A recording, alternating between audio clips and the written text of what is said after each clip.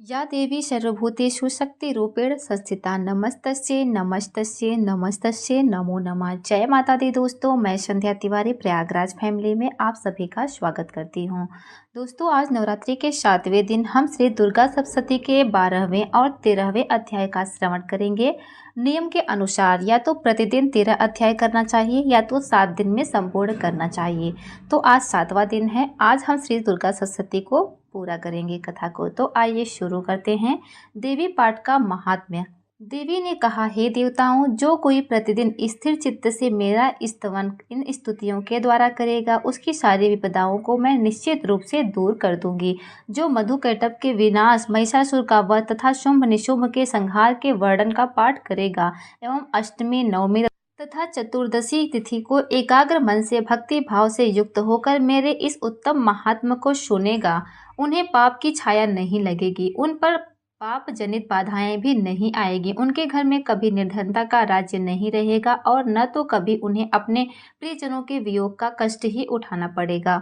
इतना ही नहीं, वरन उन्हें शत्रु, लुटेरे, राजा, शत्रु, अग्नि तथा जल राशि से भी कभी भय उत्पन्न नहीं होगा। इसलिए सभी लोगों को शांत भाव से भक्ति पूर्वक मेरे इस महात्मा का पठन पाठन और श्रवण मनन करना चाहिए। यह परम कल्याणप्रद है।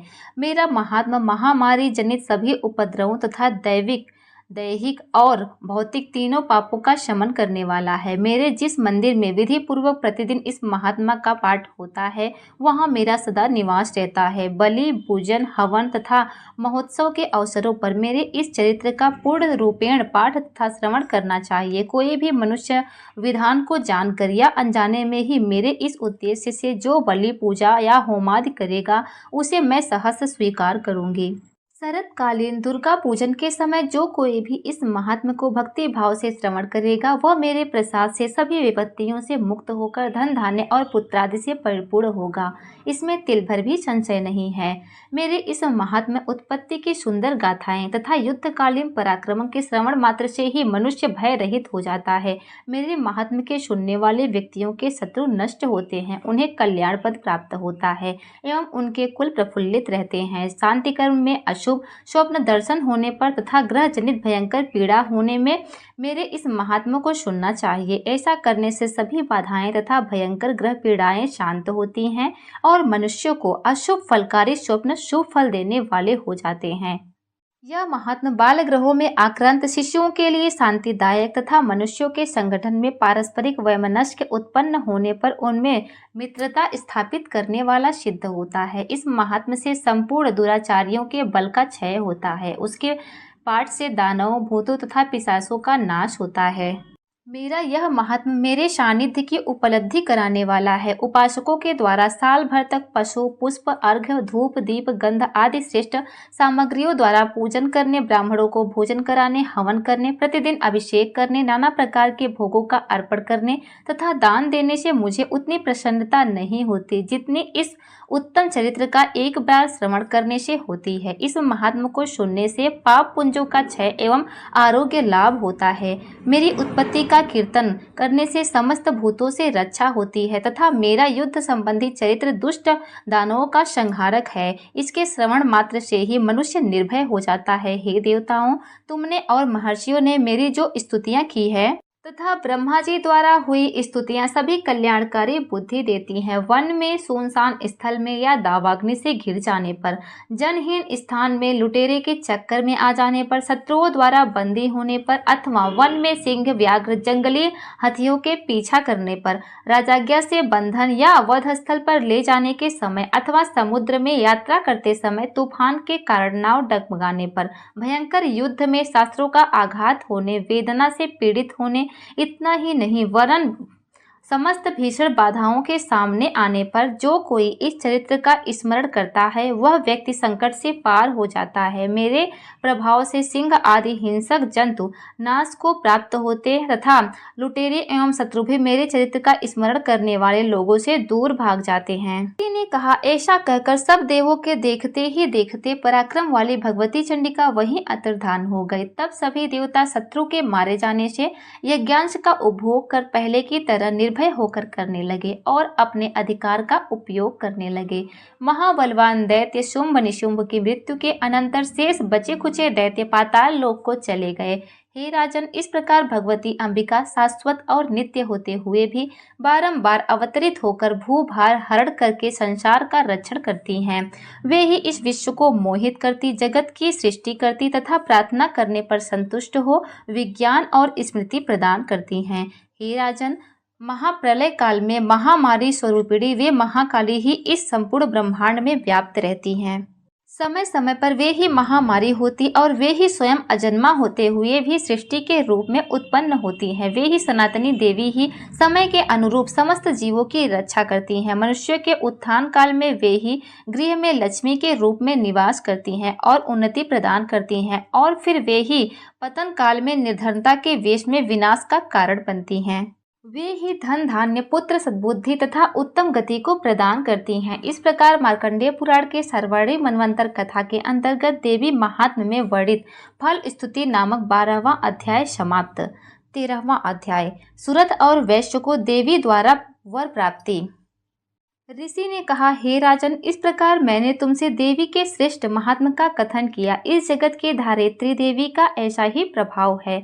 उन्हीं के द्वारा विद्या अर्थात ज्ञान का उदय होता है। भगवान विष्णु की माया स्वरूपा उन भगवती द्वारा ही तुम ये वैश्य तथा अन्य विवेकशील लोग मुग्ध होते हैं। इस समय भी मोहित हुए हैं एवं आगे भी इसी प्रकार होते रहेंगे। महाराज, तुम उन्हीं परमेश्वरी की शरण ग्रहण करो। अपने उपासकों को वे भोग, स्वर्ग तथा मुक्ति लाभ कराती हैं। मार्कंडेय मुनि ने कहा, मेधा मुनि से ऐसा वचन सुनकर राजा सूरत ने उत्तम व्रतधारी उन महाभाग महर्षि को नमस्कार किया। वे अत्यंत ममता तथा राजभ्रष्ट होने के कारण बहुत क्षुब्ध हो उठे थे। महामुनि इसलिए विरक्ति के कारण वे राजा तथा वैश्य तत्क्षण तपस्या के लिए चले गए और वे जगदम्बा के दर्शनार्थ नदी के तट पर साधना करने लगे। वे वैश्य देवी सूक्त का उत्तम जप करते हुए तपस्या में लीन हुए। वे दोनों ही नदी तीर पर देवी की मिट्टी की प्रतिमा स्थापित करके उन्हीं पुष्प, धूप और हवन आदि के द्वारा उपासना करने लगे। उन्होंने सर्वप्रथम अपने आहार की मात्रा कम कर दी, तदंतर निराहार रहकर एकाग्रचित से देवी का चिंतन करने लगे। वे दोनों अपने शरीर के रक्त से संचित बलि चढ़ाते हुए निरंतर 3 वर्षों तक संयमी होकर उपासना करते रहे। उन लोगों की उग्र तपस्या से प्रसन्न होकर जगत की धारित्री चंडिका देवी ने प्रत्यक्ष प्रकट होकर कहा। देवी ने कहा, राजन, अपने कुल को प्रमुदित करने वाले वैश्य, तुम लोगों को जो मनोवांछा हो वह मुझसे मांग लो। मैं तुम लोगों से प्रसन्न हूँ, अतः तुम्हें सब कुछ दे सकती हूँ। मार्कंडेय जी बोले। देवी की बात सुनकर राजा ने दूसरे जन्म में अक्षय राज्य प्राप्त करने का वर मांगा तथा इस जन्म में भी शत्रुओं की संपन्न सेना को बलपूर्वक पराजित कर पुनः राज्य का अधिकार जमा लेने का वरदान मांगा। वैश्य अत्यंत बुद्धिमान मनुष्य था। उसका मन सांसारिक विषयों से विरक्त हो चुका था, इसलिए उस समय उस वैश्य ने ममता और अंधकार मिटाने वाले ज्ञान की प्राप्ति का वर मांग लिया। तब देवी ने कहा, हे राजन, तुम अल्पकाल में ही शत्रुओं को जीतकर अपना राज्य पा लोगे। अब वहां पर तुम्हारा राज्य स्थित रहेगा। मृत्यु के पश्चात तुम सूर्य के अंश से जन्म लेकर इस पृथ्वी का सर्वाणिक मनु के नाम से प्रसिद्ध होगे। हे वैश्य श्रेष्ठ, तुमने जिस वर को पाने की मुझसे इच्छा जताई है उसे भी मैं देती हूँ। तुम्हें मोक्ष प्राप्ति के लिए ज्ञान की उपलब्धि होगी। मार्कंडेय जी ने कहा, उन दोनों को इस प्रकार मनोभिलषित वरदान देकर तथा उनके द्वारा अपनी स्तुति श्रवण कर देवी अंबिका वहीं अंतर्निहित हो गई। देवी से इस प्रकार का वरदान पाकर क्षत्रियों में श्रेष्ठ सूरत नामक राजा सूर्य के अंश से जन्म ग्रहण करके सांवाड़ी नामक मनु होंगे। इस प्रकार मार्कंडेय पुराण के सर्वाणी मनवंतर कथा के अंतर्गत देवी महात्म्य में वर्णित सूरत तथा वैश्य की वर प्रदान नामक 13वां अध्याय समाप्त। क्षमा प्रार्थना। हे जगदम्बिके, मेरे द्वारा किए गए पाठ में जहाँ कहीं मात्राओं की त्रुटि, विसर्ग अनुसार के उच्चारण में कमी रह गई हो तो इन समस्त त्रुटियों को आप क्षमा करके मेरे किए गए संकल्पों को पूर्ण करने की कृपा प्रदान करें। हे परमेश्वरी, मेरे द्वारा रात दिन सहस्त्रों अपराध होते रहते हैं। यह मेरा दास है, ऐसा समझकर मेरे उन अपराधों को आप कृपा पूर्वक क्षमा करो। हे परमेश्वरी, मैं आवाहन नहीं जानती, विसर्जन करना भी नहीं जानती तथा पूजा करने की विधि भी नहीं जानती, अतएव मुझे क्षमा करो। हे परमेश्वरी, हे सुरेश्वरी, मैंने जो मंत्रहीन, क्रियाहीन और भक्तिहीन आपकी पूजा की है वह सब आपकी कृपा से पूर्ण हो जाए। सैकड़ों अपराध करके भी जो आपके शरण में आकर जगदम्ब कह के पुकारता है उसे वह गति प्राप्त होती है जो ब्रह्मादि देवताओं के लिए भी सुलभ नहीं है। जगदम्बिके, मैं अपराधी हूँ किंतु आपकी शरण में आई हूँ। इस समय दया की पात्र हूँ, आप जैसा चाहें वैसा करें। हे परमेश्वरी देवी, अज्ञान से, भूल से अथवा बुद्धि की भ्रांति होने के कारण मैंने जो न्यूनता या अधिकता कर दी हो वह सब क्षमा करें और मुझ पर प्रसन्न होवे। सच्चिदानंद स्वरूपा परमेश्वरी जगत माता कामेश्वरी, आप प्रेम पूर्वक मेरी यह पूजा स्वीकार करें और मुझ पर प्रसन्न होवे। देवी सुरेश्वरी, आप गोपनीय से गोपनीय वस्तुओं की रक्षा करती हैं। मेरे द्वारा निवेदन किए गए इस जप को ग्रहण करें। आपकी कृपा से मुझे सिद्धि सफलता प्राप्त हो। जय माता दी।